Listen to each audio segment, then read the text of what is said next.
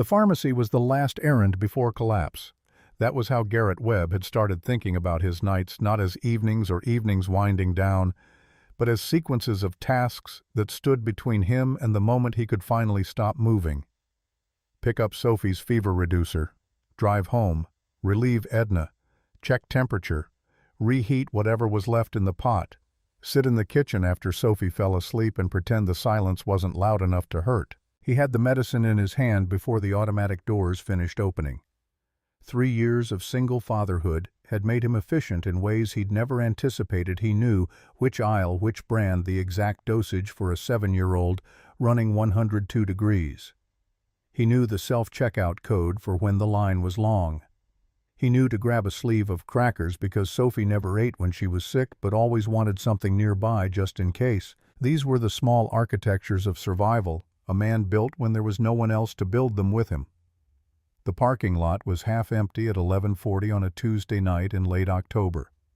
Dayton in autumn had a particular quality of cold, not the brutal, paralyzing cold that would come by December, but something provisional, a rehearsal for worse. The kind of cold that made the world feel temporary. Garrett zipped his jacket, one-handed keys already out, and that was when he saw her. She wasn't on the bench. That was the first thing that registered. Not the wheelchair, not the fact that she was alone, but the simple wrong geometry of it. The bus stop across the street had a bench green-painted steel and she wasn't on it. She was on the sidewalk beside it. The concrete. Sitting in her chair at the edge of a pool of streetlight, a sleeping bag folded and strapped to the back of the wheelchair, a single backpack in her lap. Her chin dipped slightly as though she'd been looking at something on the ground and hadn't found a reason to look up yet. Garrett stood at the edge of the parking lot for 3 seconds. Maybe 4. He told himself he was calculating distance, traffic time. He was really deciding whether he was the kind of man who kept walking. He crossed the street. She heard him coming. The wheelchair shifted, her posture changed, and by the time he reached the curb, she was looking at him with the specific wariness of someone who had learned to assess strangers quickly and accurately. She was younger than he'd expected from a distance. Mid-20s at most, with the kind of face that might have been open and easy once and was now guarded by something more than age. Her hair was dark, pulled back without particular care. Her jacket was functional, not warm enough, and her hands on the wheels of the chair were still in a way that looked deliberate, like stillness was a skill she'd practiced. Garrett's first instinct was to lead with a question, something helpful, something that announced his intentions were clean. Instead, what came out was honest and slightly blunt. The last bus ran at 10. She met his eyes and didn't look away. I know. He checked his phone anyway. 11:43. It's almost midnight. I'm aware of what time it is. He should have taken the temperature of that response and adjusted accordingly, backed off, offered something low stakes, given her an exit. He didn't. He crouched down instead, which put him closer to her eye level, and he looked at her the way he used to look at problems at the plant, when he needed to understand them before he could fix them. Not the wheelchair, not the backpack. Her face. How long have you been out here? The pause before she answered was a full 5 seconds. He counted. Since yesterday morning. He didn't say anything for a moment. He did the math over 30 hours on that concrete in a chair through a night that had dropped to the upper 30s by sunrise. The sleeping bag on the back explained it. She hadn't been stranded. She'd planned to stay. And that was a different kind of problem than he'd assumed from across the street. Were you robbed? He'd noticed the way her left hand sat differently from her right, the faint bruise along the inside of her wrist slightly swollen. It could have been anything. It could have been exactly what it looked like. Her jaw tightened almost imperceptibly. My wallet is gone. Phone's dead. I'll manage. Garrett had known people who said they'd manage in the same tone she used, the tone that meant they had decided managing was the only option remaining and were not inviting conversation about the alternatives. His wife had used that voice once, 2 weeks after her diagnosis, when she was still trying to protect him from the arithmetic of what was coming. He had learned too late what it cost her to maintain it. He sat down on the curb. Not a dramatic gesture, not performative. He just sat, because crouching was starting to hurt his knees, and he wasn't finished. The concrete was cold through his jeans immediately. She watched him do it with an expression he couldn't fully read, but which contained something close to surprise. "My daughter has a fever." He said it plainly, not as prelude to anything, just as fact. "She's 7. I've got her medicine right here." He held up the paper bag briefly. "I need to get home. Edna next door is with her, and Edna gets anxious after 11. He paused. "I can't get in the truck knowing you're going to spend another night on this sidewalk. I've been trying to decide if that makes me someone with decent instincts or just someone who's bad at minding his own business."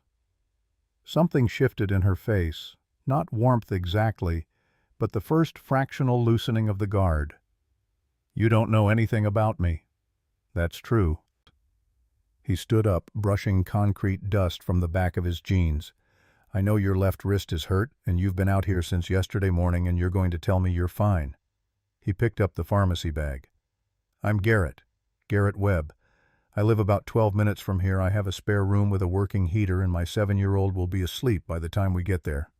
He extended his hand. "What's your name?" Another pause. She was deciding something, running calculations he wasn't privy to. "Nora." She didn't take his hand. "Nora Ashfield." "Nora." He nodded once. "Come with me." She looked at him the way people look at something they want and don't trust themselves to want. "You have no reason to do this." He thought about giving her the easy answer: civic duty, human decency, the vague language of being a good person.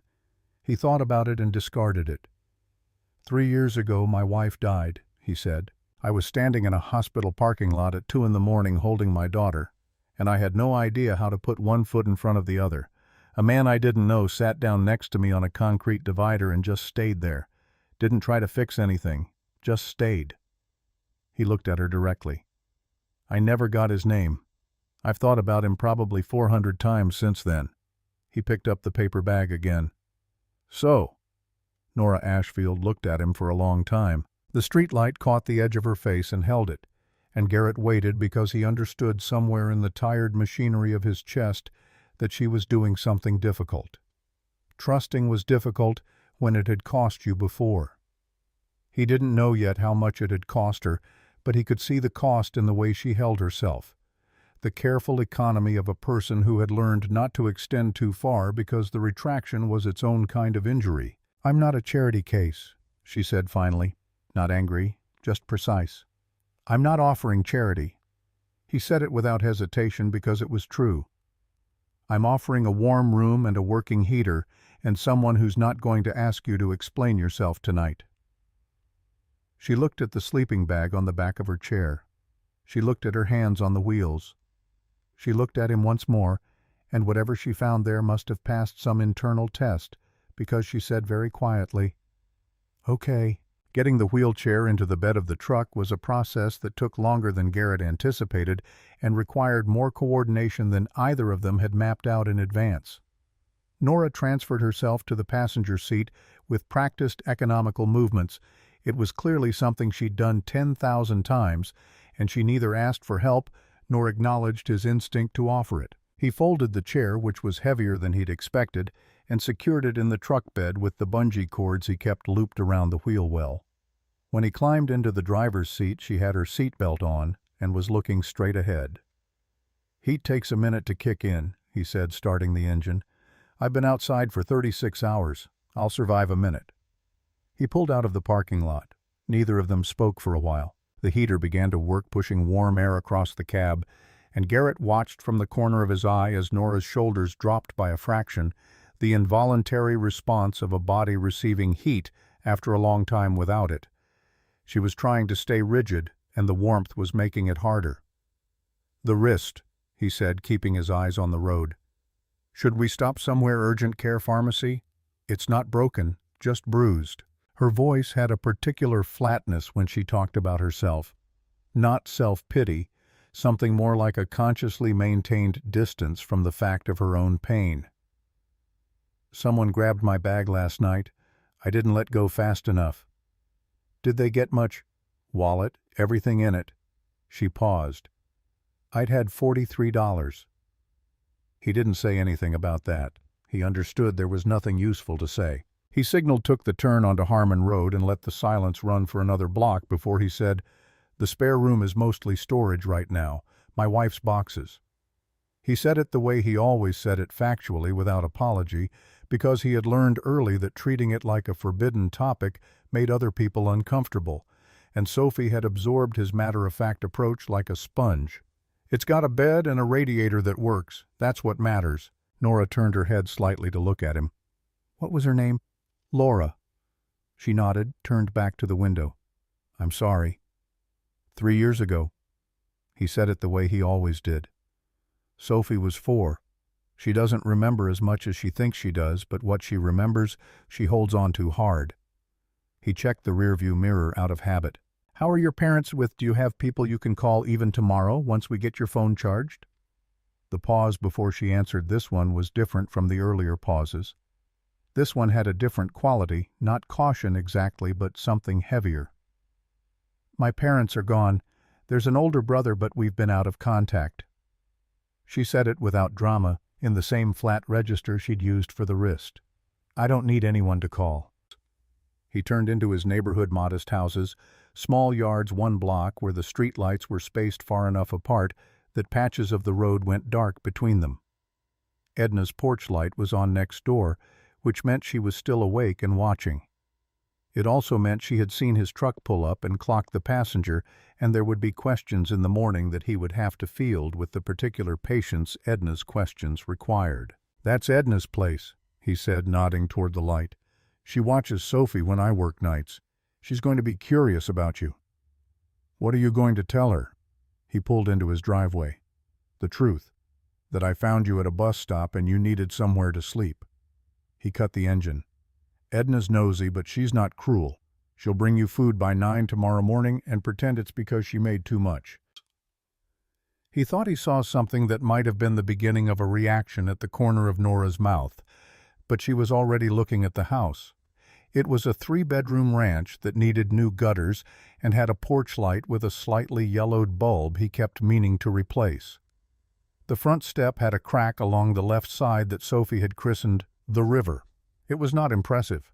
It was not particularly welcoming in the way that houses in movies were welcoming, lit from within with warm intention. It was just a house that had people living in it who were trying their best. "It's not accessible," Garrett said. "I mean the front step, the bathroom layout, I haven't modified anything."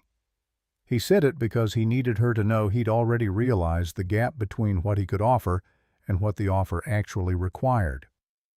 "I'll figure it out as we go tonight. Tell me what you need." Nora looked at the house, then at him. "I've managed in worse places."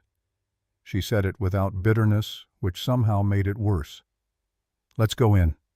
He got the wheelchair from the truck bed, and she transferred back into it with the same efficient economy she'd used before, and then he watched her assess the front step, 4 inches, maybe 5, and position her chair with the automatic adjustment of someone for whom every entrance in the world required a calculation. He didn't lift the chair without asking.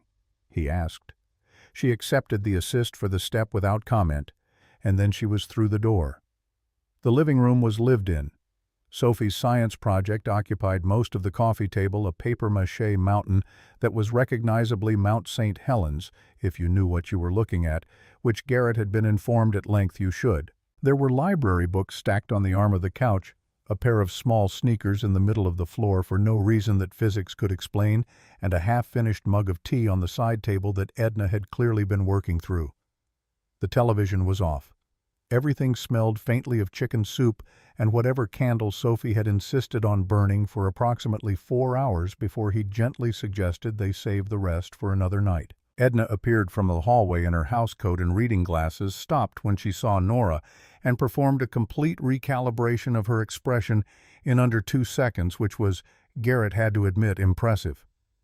"Well," she said, "Edna, this is Nora. She's going to use the spare room tonight." Edna Pruitt was 62 years old, had been widowed for 11 years, and had been operating as the unofficial center of gravity for the left side of their block for most of that time. She was not a woman who was easily surprised. She looked at Nora with the frank, thorough attention she gave to everything, and then she nodded once, the way she nodded when she'd assessed a situation and made a decision about it. Sophie's been asleep since 9:30. Fever went down to 101. She retrieved her coat from the hook by the door. There's soup on the stove, crackers on the counter. She paused with her hand on the doorknob and looked back at Nora. The bathroom at the end of the hall has a grab bar on the left side of the tub. My husband put it in when his father visited. She said it without fuss, without drama, as though it were simply information that was relevant and should therefore be shared. Good night. The door closed. Garrett and Nora were alone in the living room, and the house made its small nighttime sounds around them, the tick of the radiator, the distant hum of the refrigerator. She's something, Nora said. She's everything, actually. He moved toward the hallway. Let me check on Sophie and I'll get you set up. Sophie's room was lit by the butterfly nightlight she had picked out 3 years ago and still refused to replace because, as she put it, it was the right amount of dark. She was on her side, one arm wrapped around the stuffed rabbit that had been named after some negotiation process. Garrett had never fully understood her breathing, audible but steadier than it had been when he'd left. He pressed the back of his hand to her forehead, warmer than normal but not alarming. He gave her the second dose of medicine in the practiced way of a man who'd done it 100 times, touching her cheek lightly until she half surfaced. Her voice was thick with sleep. Did you get my medicine? Right here, buddy. Take a sip. He held the cup. She swallowed obediently, her eyes still mostly closed. Is someone here? I heard the door. He'd thought about how to say this on the drive home. He'd tried several framings. What came out was the simplest one. There's someone staying in the spare room tonight. She needed somewhere warm. Sophie processed this with the unself-conscious directness of a child who had been raised to take information at face value. Like when we let the Murphys' cat stay when they were at the hospital. Kind of like that, yeah. Okay. She was already sliding back toward sleep. Can I meet her in the morning? If you're feeling better. I'll feel better. This was stated as fact rather than optimism. I have to present the volcano. We'll see about the volcano. Sleep, Soph. When he came back to the living room, Nora had moved herself to the far end of the couch and was sitting with her hands folded in her lap, not touching anything, with the posture of someone who was trying to occupy as little space as possible. He recognized it, the particular discipline of a person who had spent time in situations where taking up too much space had consequences. You can actually sit on the couch, he said. It won't break. I'm fine here. He went to the kitchen, heated soup, made a second bowl without asking because the first one she'd been given with enough velocity that there was no way she wasn't starving. He brought both bowls to the coffee table along with crackers and sat across from her in the armchair that had been Laura's reading chair and that Sophie sat in now when she did homework. Nora looked at the soup. Something moved through her face that she controlled quickly, but not quickly enough. She picked up the spoon and took the first mouthful, and her eyes closed for just a moment, a single involuntary response that she shut down almost immediately. She looked at the bowl. Thank you. When did you last eat? Yesterday morning. The shelter had breakfast before the time limit ran out. She took another spoonful. Controlled, measured, not rushing, though he could see the effort of not rushing.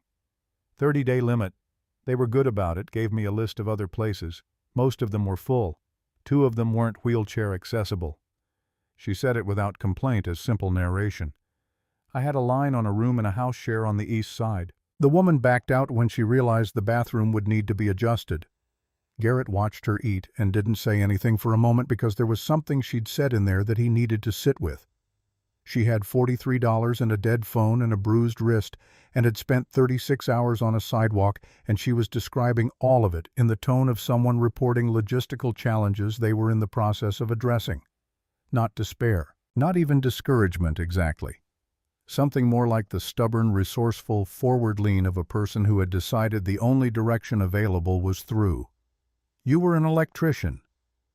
He'd noticed the way her hands moved the calluses in specific places, the confidence with which she'd noted the sound from the kitchen outlet when they'd walked past it. She looked up. Apprentice. Almost done with the program when the accident happened. She paused. I was good at it. I believe you. He meant it. What kind of accident? Another pause. This was a different kind of pause from all the others. Not calculating, not cautious, but something older. She set the spoon down and looked at her hands at the wheels of the chair at some middle distance. Construction site. I was doing rough-in wiring on a commercial build. The scaffolding on the east face had been flagged twice for loose anchor points. I'd flagged it myself, put it in writing. She said the next part very evenly.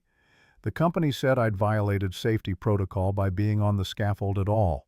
They had documentation backdated, I found out later, but I couldn't prove it then.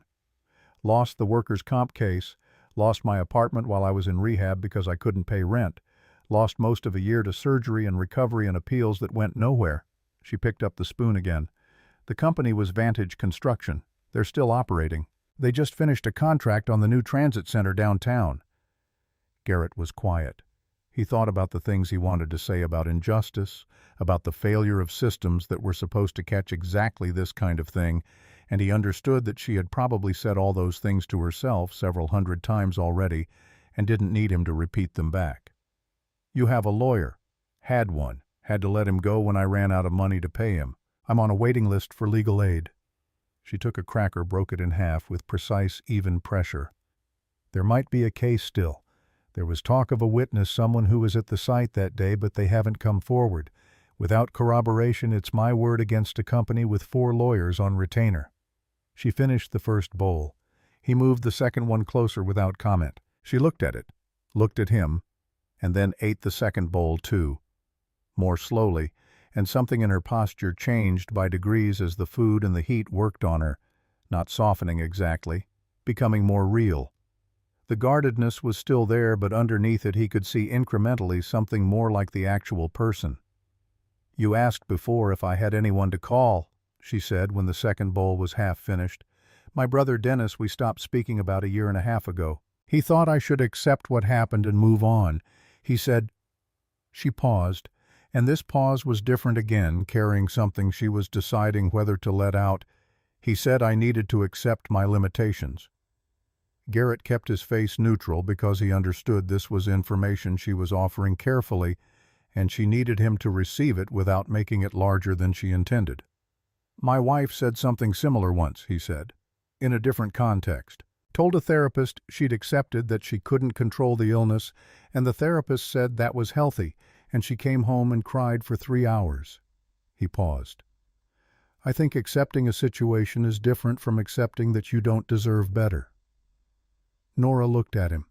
Something in the look was searching, and whatever she was looking for, she either found or decided she couldn't determine from one look, because she turned back to the soup without commenting. He showed her to the spare room. It was cluttered. Laura's boxes, Sophie's outgrown easel, 2 plastic bins of camping gear he'd told himself for 3 years he'd reorganize. But the bed was clean, and the radiator clicked and hummed with functional warmth, and there was a clear path from the door to the bed wide enough for the chair. The bathroom across the hall. Edna had been right there was a grab bar, which he'd forgotten was there until she mentioned it, which said something about the way grief made you stop seeing parts of your own house. There are clean towels in the cabinet, he said. If you need anything, I'll be fine. She said it in the tone that meant she was not interested in being asked again, but this time there was less armor in it. She looked around the room at the boxes, at the easel at the window with the curtains Laura had picked out 6 years ago, and that he'd never changed. This was hers. Her studio, sort of. She painted. He leaned in the doorway. She wasn't particularly good at it, which she was fully aware of and found hilarious. She just liked doing it. He paused. Sophie has her eye for color, minus the amusement about the quality. Nora looked at a small canvas propped against one of the boxes, a landscape mostly sky, technically uneven, but with something genuine in it. No, she said quietly. She was good. He said goodnight and pulled the door to and stood in the hallway for a moment listening to the house. The radiator, the refrigerator, Sophie's steady breathing through the cracked door. He went to bed and did not sleep for a long time, but for once the silence was not the loud kind. He was gone before 6. He left the note on the kitchen table in his practical, slightly cramped handwriting, The shelter addresses, the hotline numbers, the transit authority's number for paratransit services in Dayton. He folded it around 3 days' worth of bus fare. He put it next to the coffee maker because that seemed like where she'd go first, and he wanted her to have the information before she had a chance to decide she didn't want to ask for it. He wasn't sure she'd still be there when he got home. He told himself he'd made peace with that. The plant floor was loud in the specific way that industrial spaces were loud, not chaotically, but with a rhythmic, layered noise that Garrett had long ago learned to work inside without really hearing. He tightened tolerances, ran diagnostics on a press that had been misbehaving since Monday, filled out maintenance logs, and did all of this on the part of his brain that ran on trained habit, while the other part, smaller and harder to quiet, sat in a kitchen in his house 12 minutes away and wondered what a woman he didn't know was choosing to do. He was home by 4:30. The truck wasn't fully stopped before he looked at the front window for the light he couldn't quite tell from outside. He cut the engine and sat there for a moment. Then he went in. The kitchen smelled different. Not the soup smell from last night, something sharper, more specific. Electrical, he realized. The particular smell of a circuit that had been examined and handled. The outlet above the counter, the one that had been making the intermittent clicking sound for 8 months, that he'd put on the list 3 times and never gotten to it, had a new plate on it. The old one had been slightly melted at the bottom left corner, barely visible, the kind of thing you didn't notice until you noticed. The new plate was white and clean, and he didn't own a white outlet plate, which meant she'd found one somewhere, which meant she'd been through his hardware box, which was on the shelf in the hallway closet, which meant she'd been in the hallway closet. He stood in the kitchen and looked at the outlet for a long moment. Nora's voice came from the living room. The original wire connection was loose enough that it was arcing. The plate was heat damaged. It could have started a fire. He turned around. She was in the doorway, the wheelchair exactly at the threshold, and she had her arms crossed in the particular way of someone waiting to be told they'd overstepped. She looked more rested than she had at midnight. Not fully rested, that would take more than one night, but her eyes were clearer and the particular gray quality of extreme exhaustion had lifted slightly from her face. "I hope you don't mind," she said. "I went through your tools. I found the outlet plates in the same box as the electrical tape. It was either fix it or spend the day knowing it was there. I've been meaning to get to that for 8 months. 8 months." She said it flatly. Garrett, the insulation on the lead wire was starting to char. He crossed the kitchen and looked at the old plate she'd left on the counter, and yes, there it was, the thin dark line at the bottom he'd been registering as dirt every time he'd walked past it. "Thank you," he said, because it was inadequate and also entirely true. She uncrossed her arms. Something in her posture released by a degree. "I also want to be clear, I found your note this morning." She met his eyes directly the way she'd looked at him across the street the night before. "I want you to understand that I stayed because I chose to. Not because I didn't see the exits." He nodded. He understood the distinction she was making and why it mattered. The sound from the hallway was small, the particular shuffle of small feet that Garrett could identify in his sleep. Sophie appeared in the kitchen doorway, still in her pajamas, hair, doing something complicated and gravity-defying on the left side regarding Nora with the frank, unhurried curiosity that was her primary mode of engagement with the world. Her fever had clearly broken. She had the slightly worn but fundamentally energized quality of a child on the other side of sick. Nora looked back at her. Neither of them spoke for a moment, and then Sophie tilted her head and said with the matter-of-fact directness that Garrett recognized as her most honest register, "Are you the person who fixed our outlet?" Nora glanced at Garrett and then back at Sophie. "Yes." Sophie considered this seriously. "Dad's been saying he'd do that forever." She moved into the kitchen toward the refrigerator, entirely at home in the presence of a stranger in a way that always slightly amazed him. "My name is Sophie. I have a volcano in the living room. It's Mount St. Helens. The real one erupted in 1980 and destroyed 1,000 feet off the top of the mountain." She poured herself juice with the careful, studied efficiency of someone who took this responsibility seriously. "You're in a wheelchair." "I am," Nora said. "Professor X is in a wheelchair." Sophie replaced the juice in the refrigerator with equal care. "He's one of the most powerful people in the X-Men." She said this not as a comparison or as comfort, but as simple taxonomy, a fact that was relevant and therefore worth naming. She looked at Nora with the complete, unfiltered attention of childhood. "Are you staying for dinner?" Garrett watched Nora receive this question. He watched something move through her face, quick, not entirely controlled, and entirely different from any expression he'd seen from her in the past 16 hours. It was not sentimentality.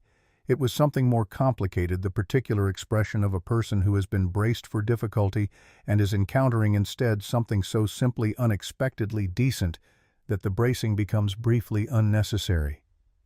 "If that's okay," Nora said, and her voice was almost even. Sophie, already moving back toward the living room, said over her shoulder, "I'll show you the volcano.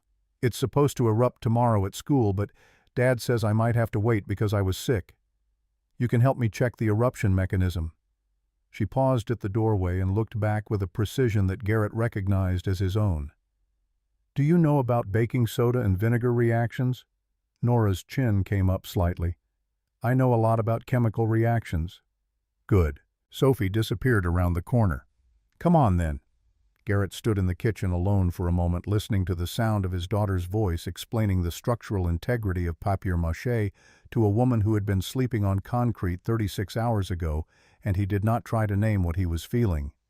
He just stood in the warmth and listened and let the day become something other than a sequence of tasks to survive. Later, after Sophie had fallen asleep on the couch mid-sentence about pyroclastic flows, and after Garrett had carried her to bed and come back to find Nora still in the living room, they sat in the quiet of the house and talked in the low, careful way of people who are testing the edges of something new. Nora told him about the apprenticeship program, 3 years of building real knowledge from the ground up, the particular satisfaction of understanding how power moves through a system, how to make something work that wasn't working. She told him she had been 2 semesters away from qualifying for an electrical engineering program before the accident. She told him this in the same flat register, but underneath it for the first time he could hear what it had cost her. He told her about learning to cook after Laura died, which mostly meant a series of catastrophic experiments that Sophie had endured with remarkable grace. He told her about the year he'd spent being furiously, silently angry at nothing and everything, and how Sophie had somehow known to give him the room for it. He told her, and this surprised him by coming out at all, that the hardest part was not the grief itself, but the morning he'd woken up and realized the grief was no longer the first thing he felt when he opened his eyes, and that this had felt irrationally like its own kind of loss. Nora listened without offering anything easy. She didn't say it gets better, or time heals, or any of the things people said because they needed to say something. She just listened, and when he finished, she said, "You kept moving. That's not nothing." It was almost 11 when they stopped talking. Nora moved toward the spare room and stopped in the hallway and looked back over her shoulder. "Garrett." He looked at her. "Whatever tomorrow looks like, I want you to know I meant what I said. About choosing." She held his gaze steadily. "Whatever I figure out from here, it starts from a choice, not from having no options." He understood what she was telling him. He understood it mattered to her that he understood. "I know," he said. "Good night, Nora." He turned off the kitchen light. Outside, the October wind moved through the maple in the front yard, pulling the last of the season's leaves loose. Somewhere down the block, a car passed slowly, and its headlights made the shadows move across the ceiling for a moment, and then the darkness settled back into place, and the house was quiet in the way that houses are quiet when everyone in them is safe. The second week arrived without announcement, the way most significant things do. Not with a shift in weather or a change in light, but simply as a continuation that had quietly stopped feeling temporary. Nora's backpack was no longer by the door. It was in the spare room on the chair in the corner, and this small relocation had happened without discussion somewhere around day 4, which Garrett noticed and did not comment on because commenting on it would have required naming what it meant, and neither of them was ready to do that. The morning routine had reorganized itself around 3 people without anyone designing it. Garrett made coffee and whatever approximation of breakfast his limited skills could produce: eggs, usually occasionally toast that crossed the line from browned to something more committed. Nora appeared from the spare room at roughly the same time each morning, and somewhere between the coffee and Sophie appearing in the hallway with her hair still requiring attention, something resembling a rhythm had emerged. Not a family rhythm, not yet, or not in any way anyone would have named aloud. More like three people who had learned the timing of one another's movements and had stopped colliding in the kitchen. Sophie called her Nora, by day 3 dropping the miss, with the quiet authority of a child who had decided a person was real enough to warrant a name without ceremony. She asked Nora questions with the relentless, unself-conscious frequency she applied to everything that interested her about electricity, about what arcing actually looked like up close, about whether the kind of wiring in their house was the same kind in school buildings, about whether Nora had ever been electrocuted and what it felt like. Nora answered each question with the same seriousness she received it, which Sophie clocked and responded to by asking more questions, which was how Garrett found them on day 8 at the kitchen table with a circuit diagram Nora had drawn freehand on a yellow legal pad. Sophie bent over it with the focused expression she reserved for things she'd decided mattered. He stood in the doorway long enough to understand what was happening, not just teaching, but something more than teaching, the particular transmission that occurs when someone who genuinely loves a subject encounters someone young enough to love it without reservation. And then he went to make a second pot of coffee and let them alone. The volcano erupted on day 9 finally in the living room rather than at school, which had not been the plan but turned out to be better. Sophie had decided the papier-mâché needed one more layer of paint for geological accuracy, and Garrett had negotiated a home demonstration first, and the resulting eruption was substantial enough that the red-tinted foam reached the edge of the coffee table and made Sophie produce a sound of pure, unfiltered triumph that Garrett had not heard from her in months. Nora had helped recalibrate the baking soda ratio, not taking over, not directing, but offering a single, precise adjustment when Sophie hit a wall, the way a good teacher gives you the exact tool you need and steps back. Sophie presented the project at school 2 days later and came home with a note from her teacher that Garrett put on the refrigerator, which was where the important things lived. What none of them talked about, because the architecture of their new arrangement required certain topics to remain unaddressed for the whole thing to stay standing, was what came next. Nora was applying for jobs from the kitchen table on the days Garrett worked her laptop open, her application history growing in the direction of a wall she couldn't see yet but was getting closer to. Garrett had seen the browser tabs over her shoulder once. 3 different employment sites. A legal aid form, the Ohio Rehabilitation Services Commission website. He'd looked away before she knew he'd seen it because she hadn't invited him to look, and Nora's boundaries were the kind that didn't announce themselves but required you to recognize them anyway. The call came on a Thursday. Garrett was at the plant. He knew about it only when he came home to a kitchen that felt different. The same physical space, but with a quality of altered pressure, the way a room feels after an argument has happened and the air hasn't finished settling. Nora was at the table with her phone face down in front of her and her hands flat on the surface, and she was looking at nothing in the middle distance with an expression he recognized as the one she wore when she was working very hard at being in control of herself. He put his jacket on the hook. He poured himself water he didn't want. He sat down across from her and waited, because he'd learned in 11 days that Nora Ashfield did not respond well to being prompted and responded perfectly well to being given space. Her voice when it came was careful and flat in the specific way that meant the flatness was costing her something. "My lawyer called, the legal aid attorney who took my case 3 weeks ago." She paused.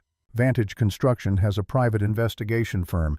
They've been documenting my living situation." Another pause, shorter. "They're building a motion to dismiss. Their argument is that I'm being financially supported by a third party, which contradicts my hardship claims in the original complaint."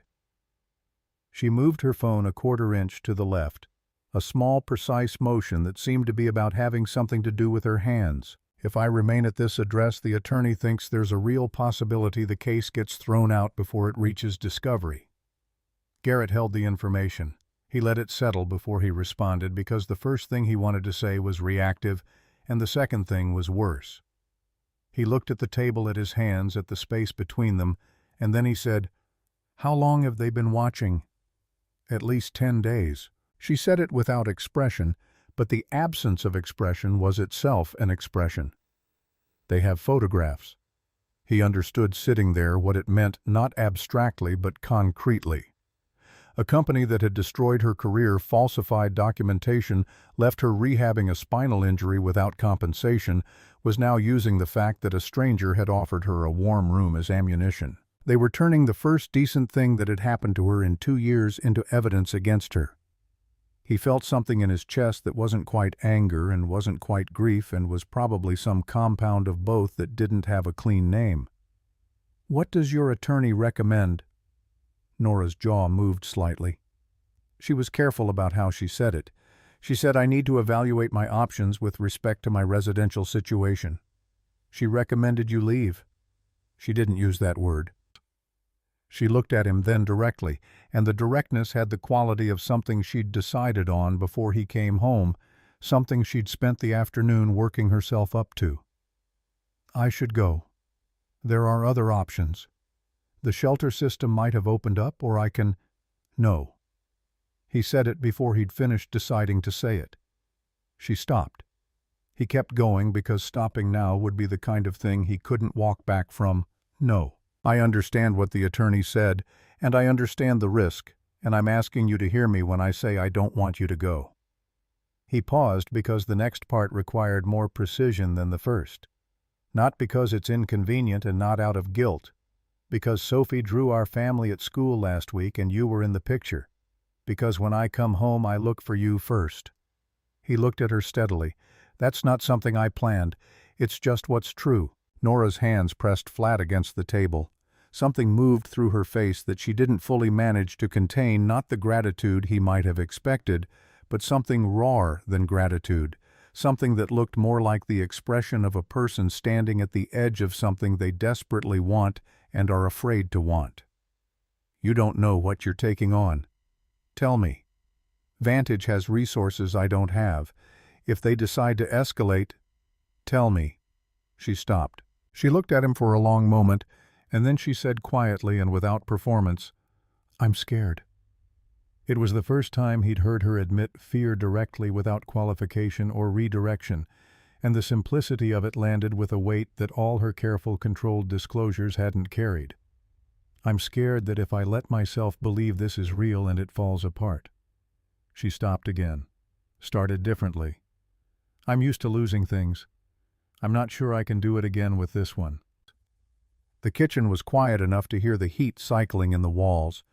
Garrett didn't fill the silence with assurance because assurance wasn't what she needed. He said instead the thing that was actually true. "I don't know how it's going to go. I know that I want to find out." He held her gaze. "That's all I've got." She looked at him for a long time. Then she looked at her hands. Then she said, "Okay." The job rejections came in clusters. Not the decent rejections, the ones from employers who'd reviewed her application and found a mismatch of skills or experience, but the particular kind that stopped at the photograph on her resume, the one with the wheelchair visible, and went quiet. 3 companies that had been enthusiastic in early email exchanges became unavailable after video interviews. One recruiter remarkably sent a follow-up email explaining that the role required a high degree of mobility within the facility, a facility that, as Nora pointed out to Garrett with a precision that was its own kind of grief, involved sitting at a workstation for 7 hours reviewing electrical schematics. "The chair moves," she said on the evening of the 9th rejection. She said it quietly to no one in particular, looking out the kitchen window at the dark backyard. "That's the whole point of a chair. It moves." Garrett was washing dishes. He kept washing them because she wasn't asking for a response, and there was nothing he could say that was proportionate to the compound injustice of it. Not just the accident, not just Vantage, but this too, this secondary injury, the world deciding what she could do before she had a chance to demonstrate it. He said, "You're an electrician and a half-trained engineer who can fix things I can't identify are broken. Their loss is specific and it's real, and they're the ones who'll feel it eventually." Nora turned from the window. "That's a very tidy way to frame it." "It's also true." He put the last dish on the rack. "Have you looked at the vocational rehab programs through the state? There's funding for retraining and placement services." "I've been on that list since last spring." She turned her chair toward the table. "The list has a list." He dried his hands. He pulled out the chair across from her, sat down and said, "What would you actually want if the barriers weren't there? Not what's available. What do you want?" She looked at him as though the question were either very simple or very complicated, and she wasn't yet sure which. "I want to finish the engineering degree." She said it without hedging, the first time she'd said it without qualifying it with impossibility. "I want to build systems that work for people who are told they can't work. Accessible design electrical systems in buildings that actually account for how different people move through space." She paused. "I've spent 2 years being the person who can't access things. I know exactly where every system fails." Something in Garrett's chest settled into clarity the way a calibration settles when you hit the exact right tolerance. He knew the look on her face. It was the look of someone describing the thing they were actually made for, the thing that had been waiting underneath all the damage. He didn't tell her it would work out. He didn't promise things he couldn't guarantee. He said, "Then that's what we figure out." And the "we" was deliberate, and she heard it, and didn't correct him. The night Sophie had the nightmare was a Wednesday 3 weeks into November. Garrett woke to the sound of her before she reached his door, the particular quality of Sophie's distress distinguishable from routine waking by its pitch, and the small hiccuping quality of someone who had been crying before they were fully conscious. He was sitting up before he was fully awake himself, but Sophie didn't come to his door. He heard her footsteps go past it down the hall and stop. He heard the knock, small, uncertain, on the spare room door. He sat in his bed and listened because he needed to know what was happening without interrupting it. Nora's voice came back immediately, low, clear, without the thickness of deep sleep. She'd been awake already, or close to it. Garrett understood, hearing it, that this was not unusual. The first night she'd slept without dreaming had been the anomaly, not the rule. Whatever came for her in the dark hours was still coming less frequently, perhaps, but still arriving on certain nights when the quiet got too complete. He had not known how to ask about it, and she had not offered it, and so it had lived in the house unaddressed, one of the things they were both aware of, and had agreed without words to leave alone until she decided otherwise. Sophie's knock on this particular sleepless night had found Nora already sitting with whatever the darkness brought her. Sophie's voice was too quiet to make out the words. A pause. Then Sophie again, and even muffled through 2 doors and a hallway, Garrett heard the word, "promise." He got up. He moved to the doorway of his room and stopped there in the dark because what he could see from the hall was sufficient, and he did not need to be part of it. Nora had turned on the small lamp on the nightstand, the one with the low-watt bulb that produced something closer to candlelight than electric light. Sophie was standing at the edge of the room in her pajamas, her rabbit hanging from one hand, and the expression on her face was one Garrett recognized because he had seen it before, the specific, terrible vulnerability of a child who is afraid to want something in case wanting it makes it disappear. He had watched Sophie wear this expression in the year after Laura died, and he had learned that there was nothing you could say to make it go away. You could only stay present until it passed. Sophie said it directly, the way she said everything. "I dreamed you left, like Mom did." Her voice caught on the last word in the way that meant she was trying very hard not to fully cry. "You were just gone." Nora was quiet for a moment. She was, Garrett could see, making a decision, the particular weight of it visible in the way she held herself. She said, "Come here." And Sophie crossed the room and sat on the edge of the bed, and Nora put one hand on Sophie's back, and what she said next was careful and exact and true. "I promise I won't leave without saying goodbye. And I promise that as long as I'm in this house I will not let you feel alone." She paused. "Those are the promises I can make and keep. Do you understand the difference?" Sophie considered this with the seriousness she brought to things that mattered. "Yes." She wiped her face with the back of her hand. "That's an honest promise. Mom always said honest promises are better than big ones. Your mom was right." Sophie lay down on the bed without asking, pulling the blanket over herself with the matter-of-fact confidence of a child who has made a unilateral decision. "Will you stay until I fall asleep?" "I'm not going anywhere tonight." Nora said it with a steadiness that Garrett understood was not just for Sophie. It was the answer to whatever had been keeping her awake before the knock, the instruction she was giving herself as much as the reassurance she was giving the child. Stay in the present. Stay in this room. Stay. Sophie was asleep in 4 minutes. Garrett stood in the hall doorway and watched the lamp through the spare room door and understood, standing there in the dark, that something had just occurred that could not be undone and that he did not want undone. Sophie had chosen. She had gone down the hall past his door to knock on a different one, and that choice was its own declaration made with the clear-eyed certainty of a 7-year-old who had learned the hard way to conserve her trust and had decided on her own terms to extend it. He went back to bed.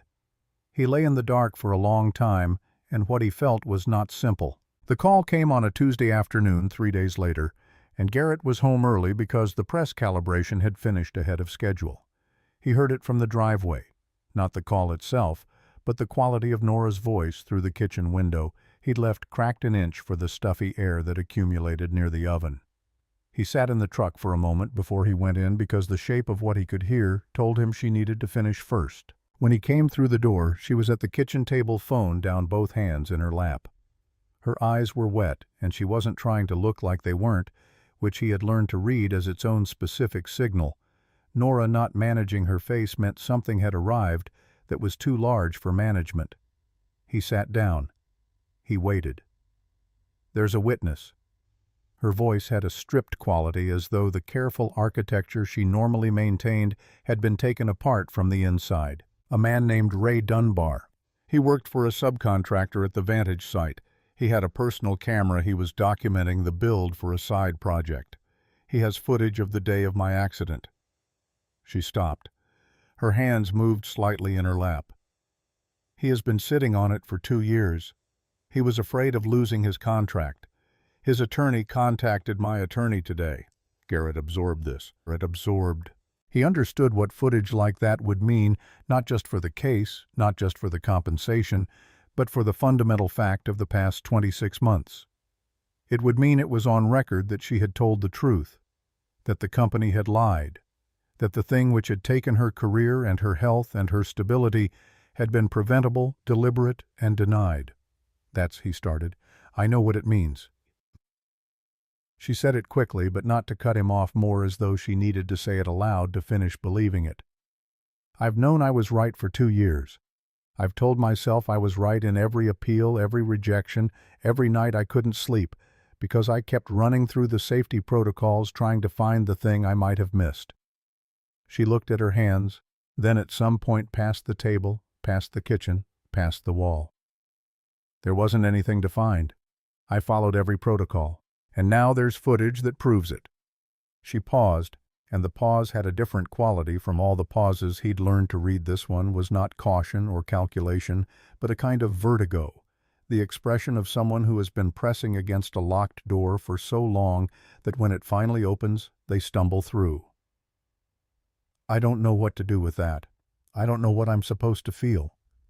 He understood then the specific nature of what she was carrying. Not relief, or not only relief, and not in the clean, uncomplicated form he might have expected.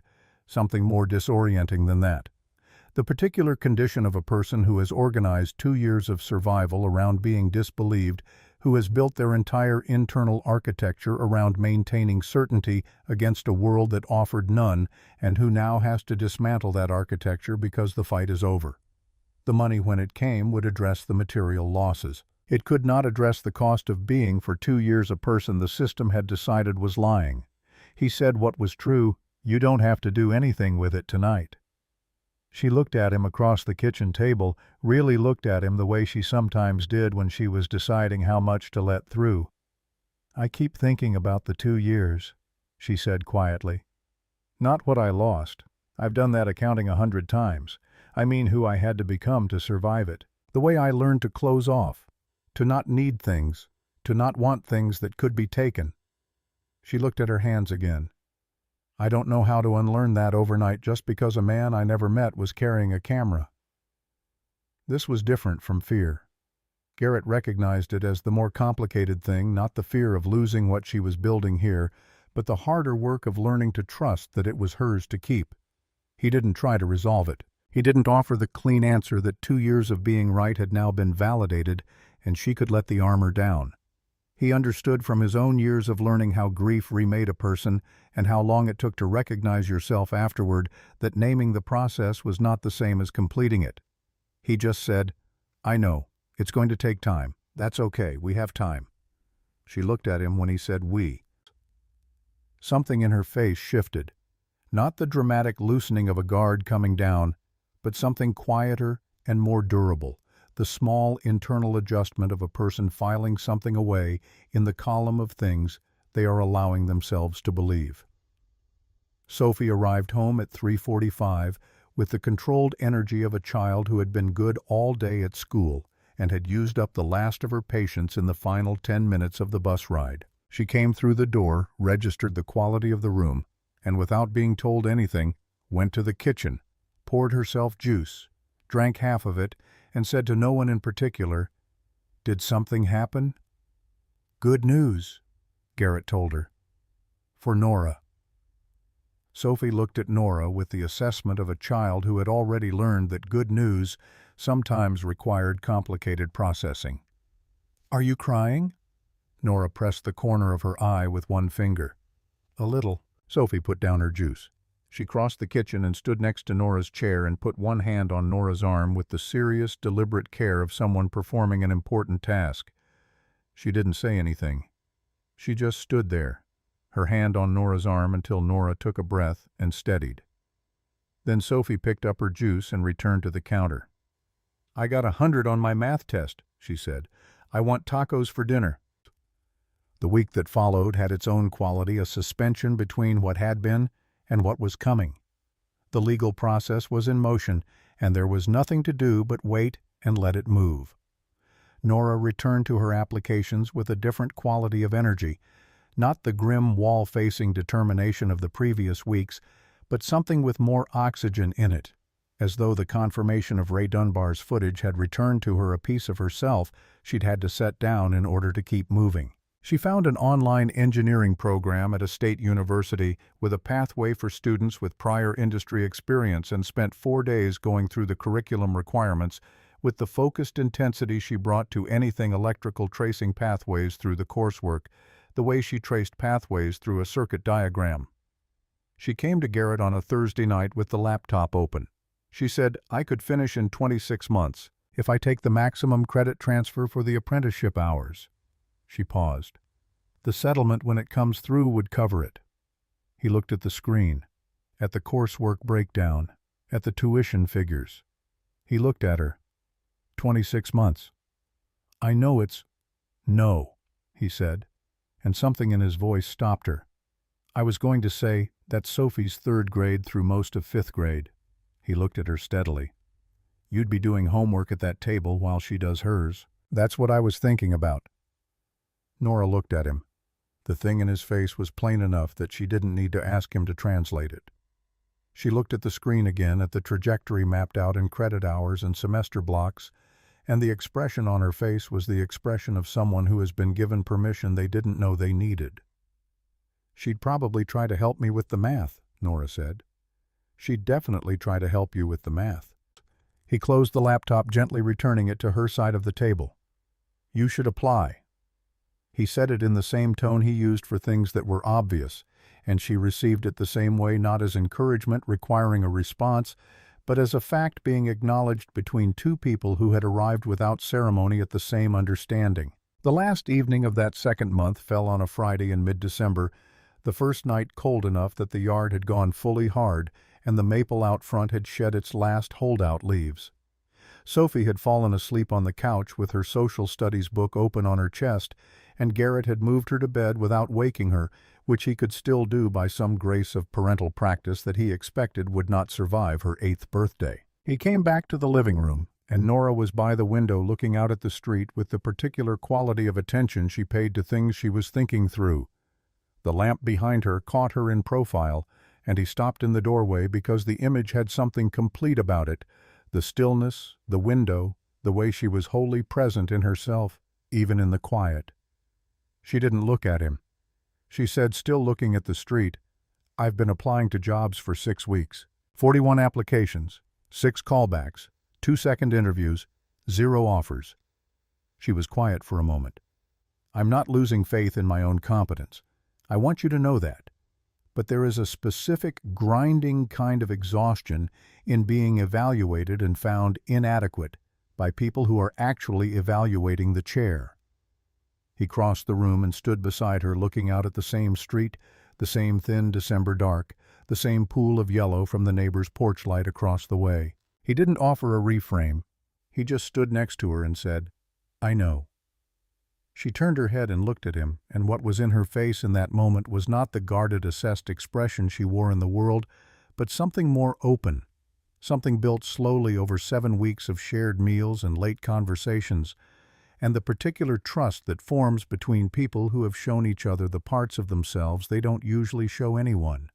The nights that hadn't been easy, the things said after 10 o'clock that neither of them would have said at noon. "I'm glad I stayed," she said. "I need you to know that. Not because of the legal stuff or the room, because of this." She indicated with a small gesture the space between them, the lit room, the sleeping child down the hall. "Because of what this turned out to be." He held her gaze and said what was simple and true. "So am I." Outside, the December wind moved through the empty maple, and the house held its breath, and neither of them looked away. The settlement documents arrived on a Wednesday in late January, delivered by certified mail in an envelope thick enough to feel like consequence. Nora signed for them at the door while Garrett was at work and Sophie was at school, and then she sat at the kitchen table alone with the envelope in front of her for 20 minutes before she opened it. The number inside was larger than she had permitted herself to imagine. Not extravagant, not the kind of number that rewrote a person's understanding of what was possible in the abstract, but sufficient in a way that had its own specific gravity. Medical costs covered entirely, including 2 surgeries she'd been paying for on a defaulted payment plan. Back pay calculated from the date of the accident. Compensation for loss of earning capacity, which her attorney had fought for specifically, and which represented something beyond money, the formal acknowledgement that what had been taken from her was real and had value and had been taken by deliberate negligence. And beyond that, enough for tuition for a deposit for the beginning of a direction she had been mapping in her head for months. She sat with the documents and did not feel what she had spent 2 years imagining she would feel. What she had expected was relief so complete it would register as physical, the sensation of setting down a weight she'd carried long enough that she'd stopped distinguishing it from herself. What arrived instead was quieter and stranger, a kind of vertiginous stillness. She had been defined for 26 months by the effort of surviving what Vantage Construction had done. The documents on the table said they were wrong. They did not say what she was supposed to be now that the fighting was finished. She pressed her palms flat on the table. She breathed. Outside, a car moved through the street she'd come to know over 4 months, the rhythm of the neighborhood, the particular daytime quiet when Sophie was at school and the house held its own version of itself. She heard the refrigerator. She heard the radiator. She heard from down the hall the faint sound of her laptop where she'd left the engineering program portal open, the application she'd been completing in pieces for 2 weeks. She didn't cry. She sat and breathed and let herself be a person with nowhere to be and no fight required, and she let that be enough for the moment. When Garrett came home, she was still at the table, the documents organized into a neat stack, the order she imposed on things when she needed to feel she had jurisdiction over them. He looked at the stack. He looked at her face. He sat down without speaking because he had learned in 4 months that Nora Ashfield processed things at her own pace and that the most useful thing he could offer was the room to do it. Her voice, when it came, was stripped of its usual careful control. "It's done." She touched the edge of the top page. Ray's footage made it non-negotiable. Their lawyers knew the moment they saw it that a jury would dismantle them. She paused. Full medical, back pay, loss of earning capacity. Another pause, shorter. Enough for school. Enough for a start. Garrett was quiet for a moment. Then, "How are you?" She considered giving him the clean answer. She gave him the true one, "I'm not sure yet." She looked at the documents. I've been running toward this for so long that I don't know what I look like standing still." He nodded, and she understood that he understood. This was a man who had learned the hard way what it meant to have the thing you were bracing for finally arrive and discover that the aftermath required its own navigation entirely. He said, "You don't have to figure it out tonight." She looked at him directly with the steadiness she'd been building toward since she decided sometime in the afternoon that she was going to say this clearly and without softening it. "I need to tell you something. I've been working out how to say it since this morning." She paused. "I'm going to find my own place. There are accessible units in the Riverside development on 5th Street. The settlement covers first and last and a deposit without difficulty." She watched his face and saw what moved through it.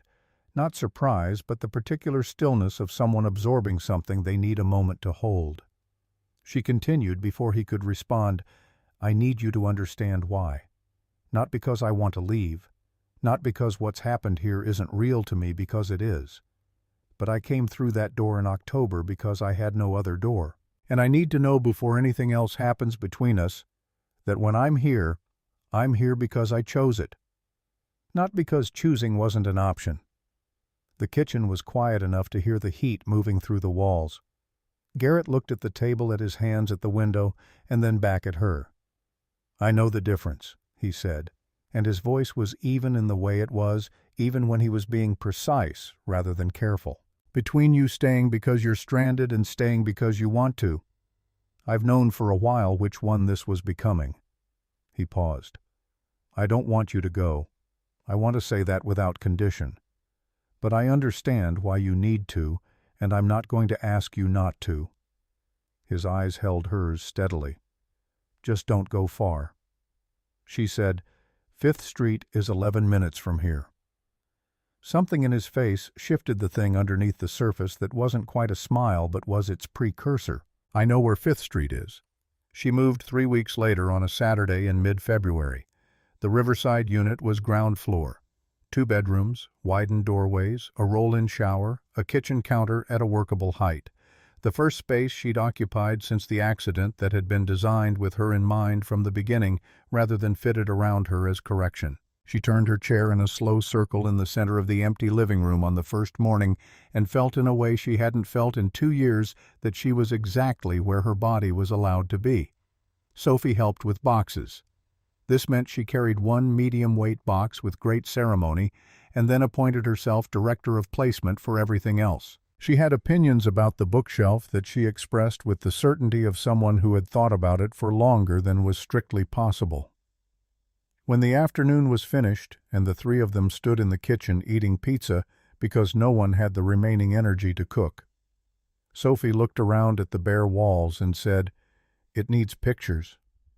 She pulled a drawing from her jacket pocket folded in quarters paper slightly worn at the creases. She unfolded it on the counter and smoothed it flat. 3 figures in Sophie's exact style, which was technically simple and emotionally precise. 1 tall one in a circle, clearly representing a wheelchair, 1 small with a rabbit under its arm.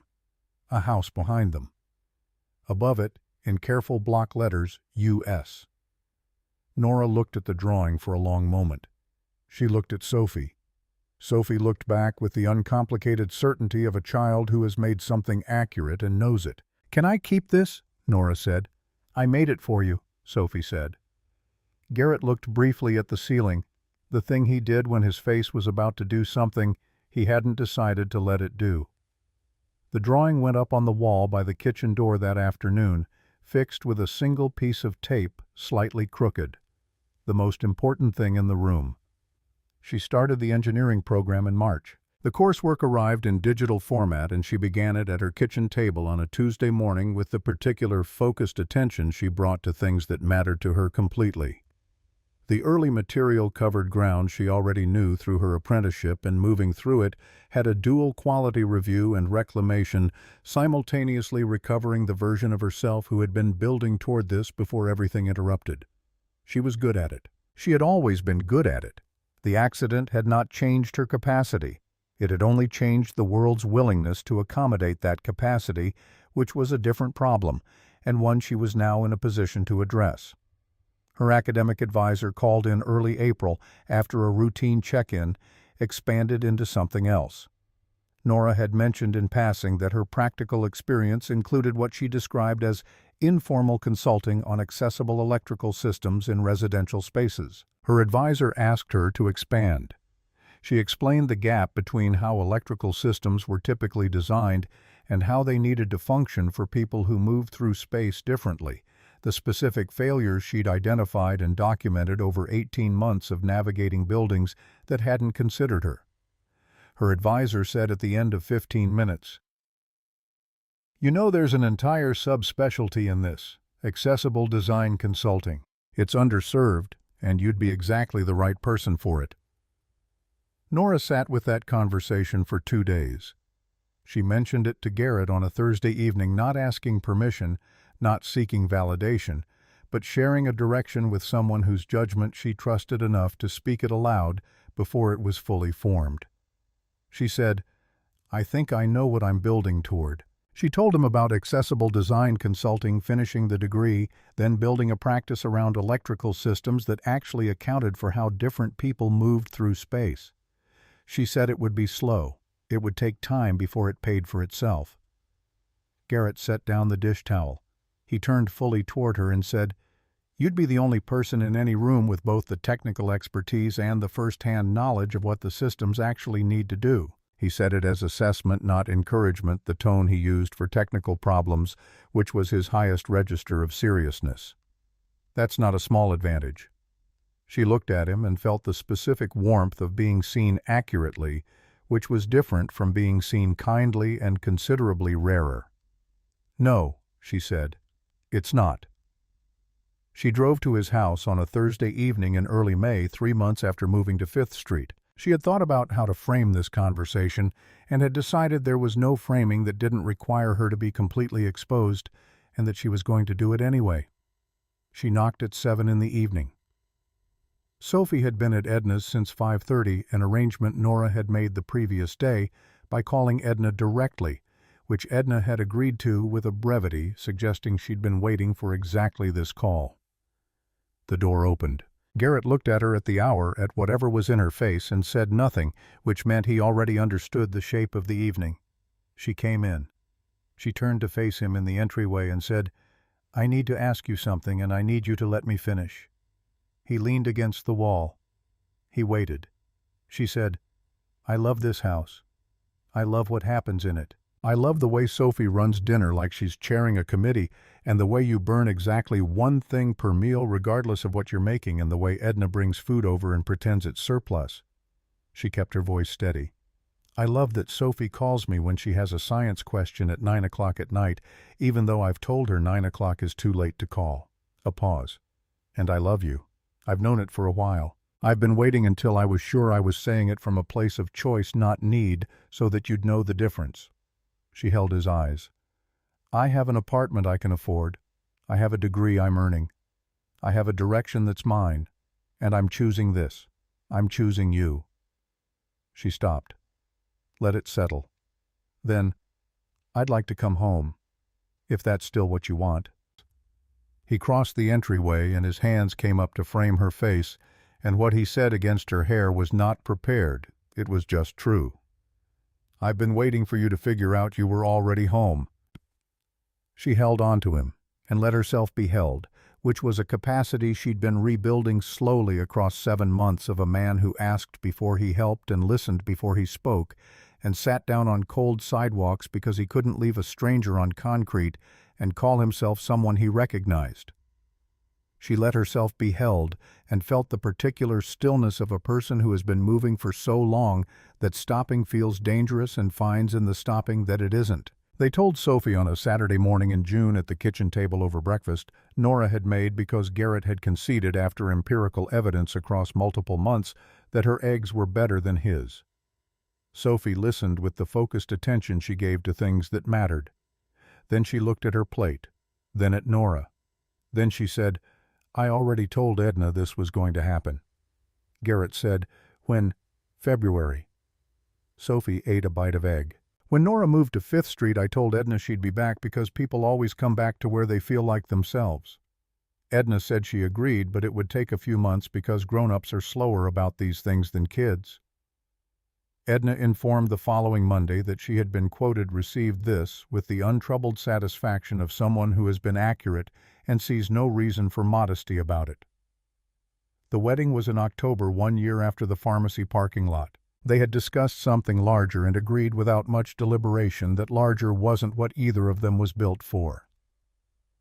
The ceremony was in the backyard on a Saturday afternoon when the maple had gone full red and the air had the particular quality of late October that Garrett had always associated without being able to say exactly why, with things that were beginning rather than ending.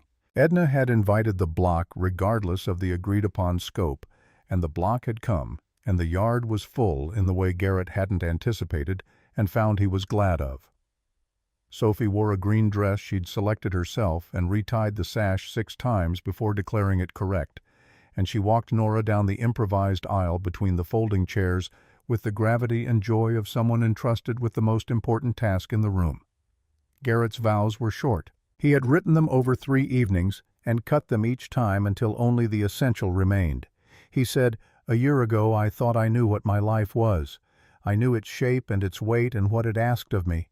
And then I looked across a parking lot and everything I thought I knew became a first draft." He looked at her.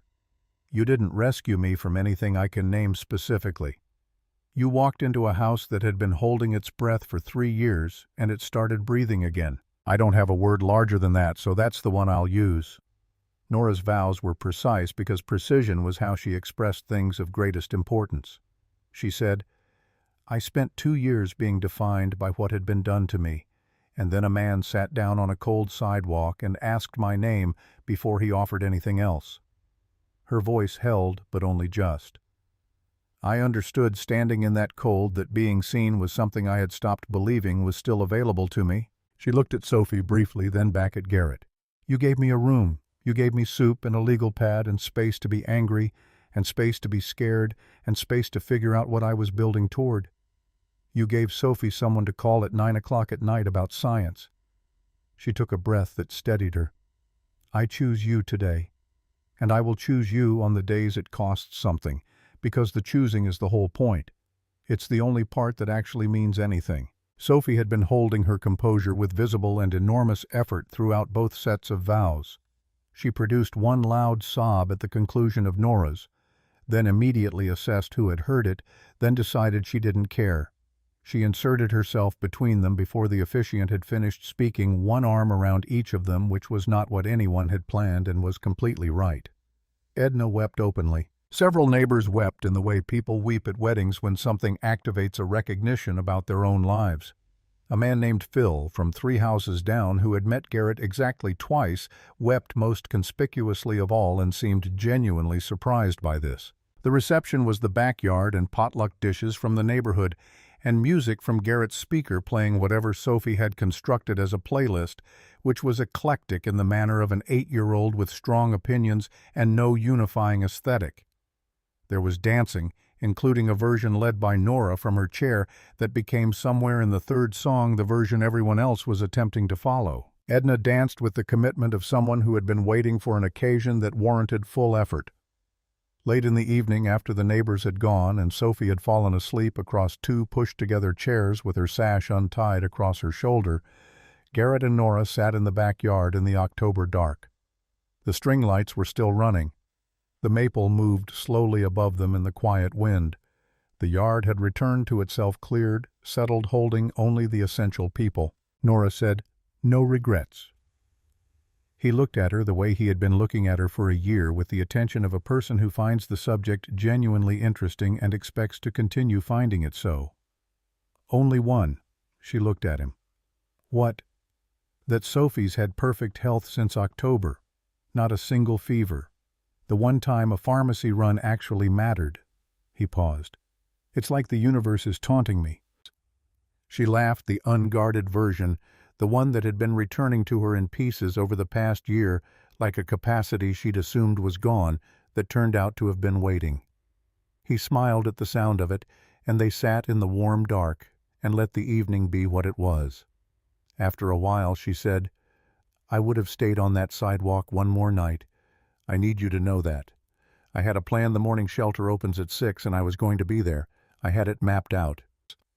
She looked at the maple, at the red leaves still holding at the edges of the branches. "I've thought about the version of this that didn't happen because you crossed a parking lot." He had thought about it too, in the late-night way that certain thoughts arrived, the ones about narrowness, about the thinness of the margin through which any particular life passes into the life it becomes. He said, "I almost didn't cross." She turned to look at him. "I had Sophie's medicine. I had Edna waiting. I had 100 reasons that were all real and all true." He was quiet for a moment. "I stood there for 4 or 5 seconds. And it wasn't virtue exactly. It wasn't even a decision the way decisions usually feel. It was just, I looked at you on that concrete and something said no, not tonight. That's the whole story." She reached over and took his hand and held it with the certainty she brought to things she considered worth holding. She said, "Thank you for your 5 seconds." He said, "Thank you for saying yes." Above them, the maple let go of a slow cascade of red leaves that drifted through the string lights and settled in the dark grass. The wind moved and was still, and moved again. 2 people sat in a backyard in October holding each other's hands, and Sophie slept in her green dress 3 feet away, and the house behind them was lit from within, and it was enough. It was in every way that mattered exactly enough. 3 years passed. The way time passes when a life is full, not quickly, not slowly, but with the density of days that contain real things. Nora finished her degree in 27 months, 1 month past the projection she'd made at the kitchen table the previous winter, which she considered an acceptable margin, given that she'd also been building a client list for the final 6 of those months. Garrett attended the graduation ceremony with Sophie, who wore her best dress and made a sign that read, "Ashfield Accessible Design Coming Soon," in letters she'd painted the previous evening, and which were still slightly tacky when she held it up. Nora saw the sign from across the hall and looked away quickly, and then looked back, and the expression on her face was one Garrett had seen only a few times, the expression of a person receiving something they had wanted for so long that receiving it requires a moment of adjustment. Ashfield Accessible Design opened its doors formally 11 months after the degree was conferred. The first clients came through referrals from Nora's academic network. The practice grew in the specific way that practices grow when they fill a genuine gap, not explosively but steadily, with the accumulating momentum of word moving through the community of architects and builders and disability advocates who had been waiting without fully articulating what they were waiting for exactly this combination of expertise. By the end of the second year, she had 7 clients, 2 employees, one of whom used a power chair, and had been told at 4 separate interviews that the role required high mobility within the facility and a reputation in the regional accessibility design community that had begun to extend to referrals from 2 states over. Sophie was 11 when she won the district science fair. The project was a working model of an adaptive electrical control system for residential wheelchair users developed over 8 months in close conversation with Nora Sophie, asking questions, Nora answering them fully, both of them refining the model through iterations that Sophie documented with a scientific rigor that impressed the judges and delighted her teacher.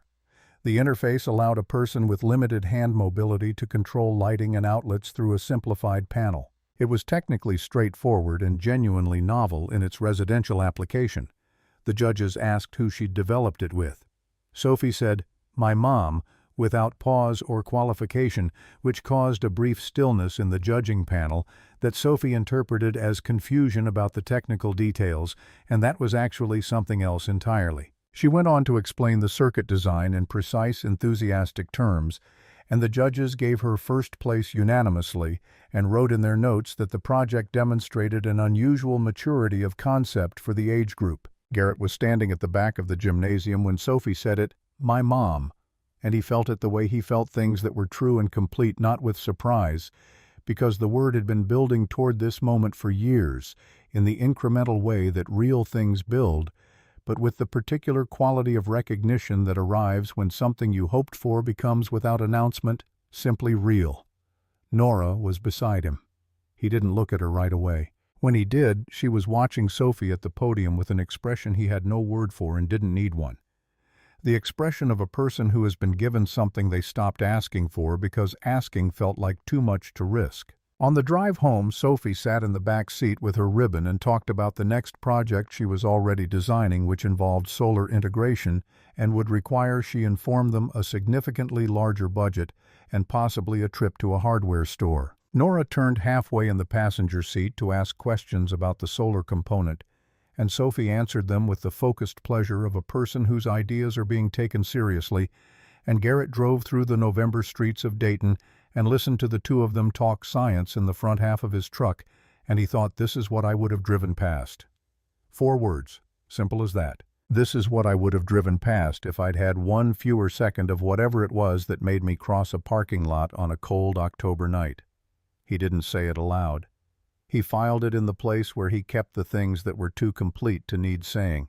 That evening, after Sophie had been extracted from her project notes and sent to bed, Garrett and Nora sat at the kitchen table, the same table where Nora had first eaten soup, where she'd studied circuit diagrams with Sophie, where she'd opened the settlement documents, where the legal pad with the engineering program breakdown had been spread out one winter night that now felt like a different era. The table had accumulated the history of the past 4 years in the way that kitchen tables do, invisibly through use. Nora set her coffee down. She said, "She called me her mom today." I heard. In front of the judges, in front of her whole class. She looked at the table, then at him. I wasn't prepared for what that would feel like. He said, "What did it feel like?" She was quiet for a moment, finding the right word with the precision she always brought to things that mattered. Like something that had been waiting to be true finally got permission. She looked at him. Like the last door opening. He reached across the table and covered her hand with his. Outside, the November wind moved through the bare maple. The neighborhood was quiet. Down the hall, Sophie slept with her ribbon on the nightstand, and her next project already forming in the organized, tireless architecture of her mind. Nora looked at their hands on the table. She said, 4 years ago I had $43 and a dead phone and a sleeping bag strapped to a wheelchair. And now, she looked up at him. She looked around the kitchen at the drawing on the wall by the door, Sophie's careful block letters still holding U.S., at the coffee maker, at the outlet above the counter with its clean white plate, at the window with the curtains Laura had chosen that she had never replaced because they were good curtains and also because some things deserved to remain. She said, "And now I have everything that matters." The refrigerator hummed, the radiator ticked. Somewhere in the house, Sophie turned over in her sleep, and the old floorboards shifted slightly and settled the way houses settle when the people inside them are finally completely home.